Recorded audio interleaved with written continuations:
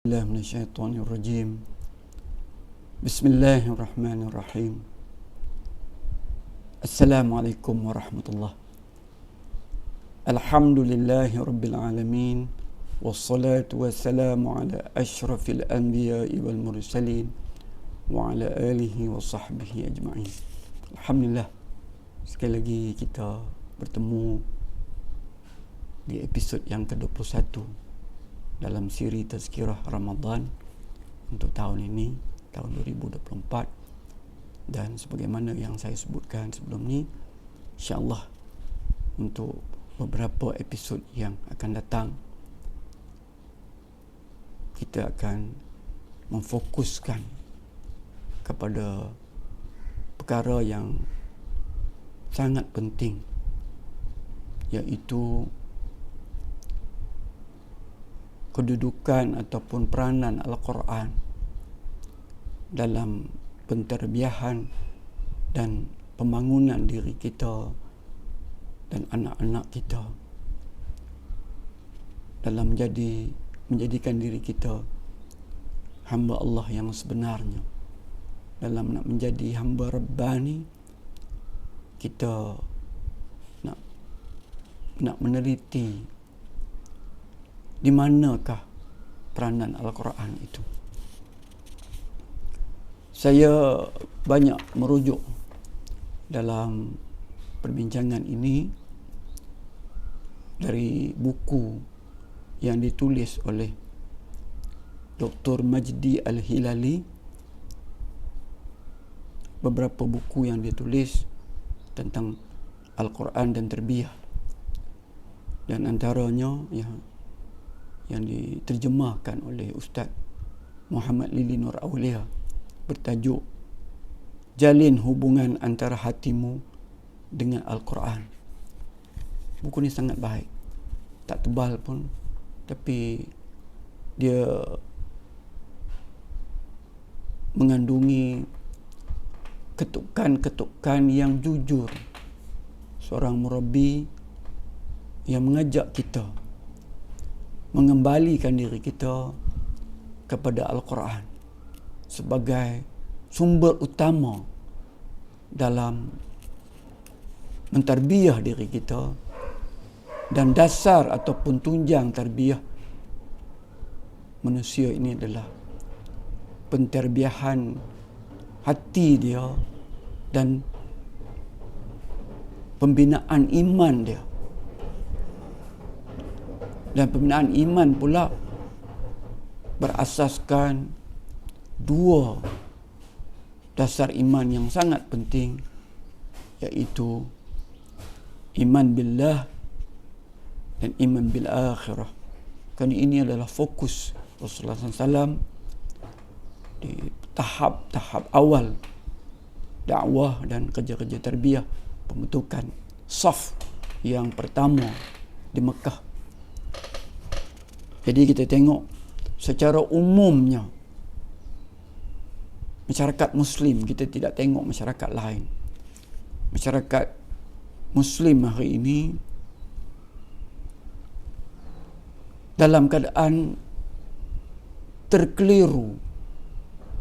Ramai yang telah menyimpang, ramai yang tidak memahami din mereka sendiri. Mereka seolah-olahnya meraba-raba bagaimanakah untuk mereka menjadi hamba Allah yang sebenarnya. Itu bagi yang mahu balik pada Allah SWT, yang telah jauh dan menghampiri kekufuran itu, kita letakkan ke tepi. Tapi ramai Muslim ini yang tidak pernah melalui tarbiyah Islamah yang sebenarnya, dan dia tidak tahu bagaimana sepatutnya tarbiyah yang bagaimana sepatutnya yang dia sangat perlu lalui untuk menjadikan diri dia hamba Allah yang sebenarnya, hamba Rabbani. Jadi walaupun begitu, disebabkan oleh perjuangan mereka yang ikhlas, yang tulus, yang bersungguh. Tidaklah berlaku kemurtadan yang berluas-luasa. Majoriti umat Islam macam kita ni masih sayang kepada Islam, masih beribadah kepada Allah SWT, walaupun kualitinya sangat-sangat jauh daripada sebagaimana yang sepatutnya. Tetapi yang paling utama adalah kita seolah-olahnya di depan kita itu, dalam perjalanan kita menuju Allah SWT, di depan kita itu adalah satu bongkah batu yang sangat besar yang menghalangi kita untuk meneruskan perjalanan kita sebagai hamba Allah, untuk membina diri kita sebagai hamba Rabbani.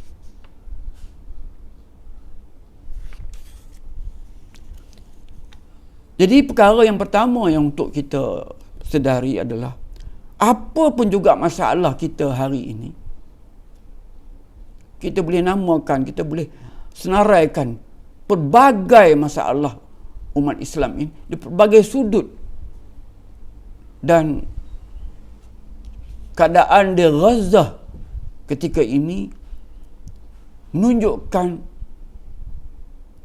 terserlahnya masalah umat Islam ni. Sebahagian daripada saudara-saudara kita disembelih sejak Oktober lagi.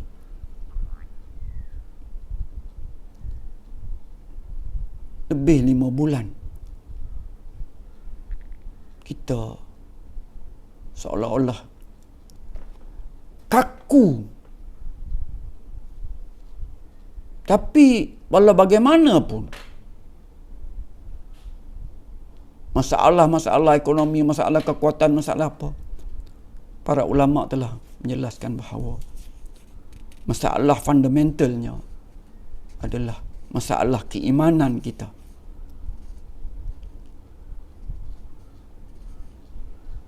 Dan fondasi ataupun tunjang pembinaan mukmin itu, membina hamba Rabbani itu, tunjangnya adalah keimanan.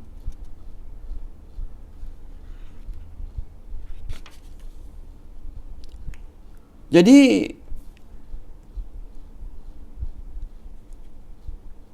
apakah, jadi saya sebut tadi kan, Majlis Hilali kata kita terhalang daripada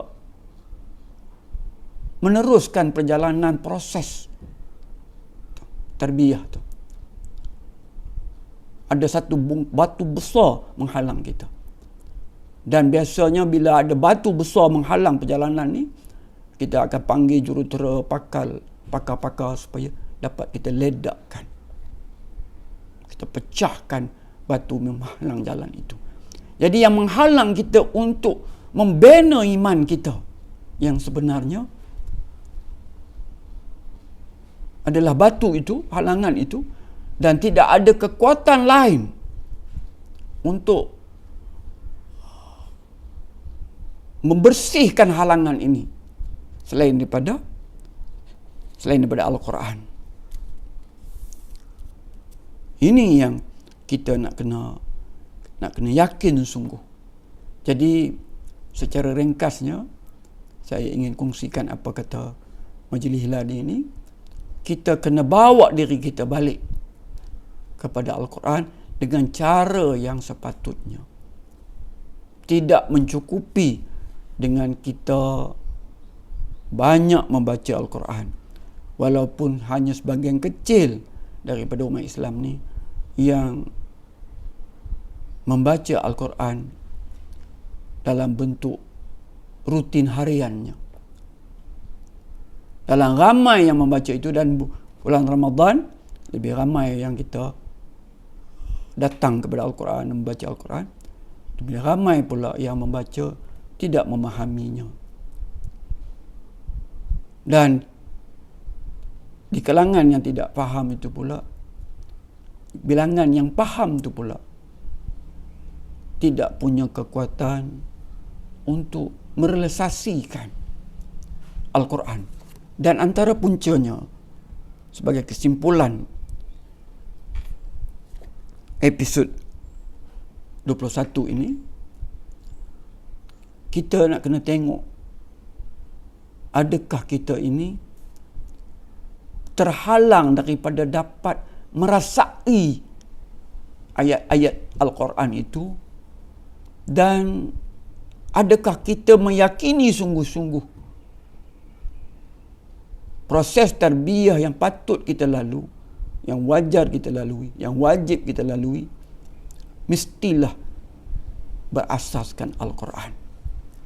Jadi insya-Allah kita akan sambung di episod yang seterusnya. Wallahu a'lam.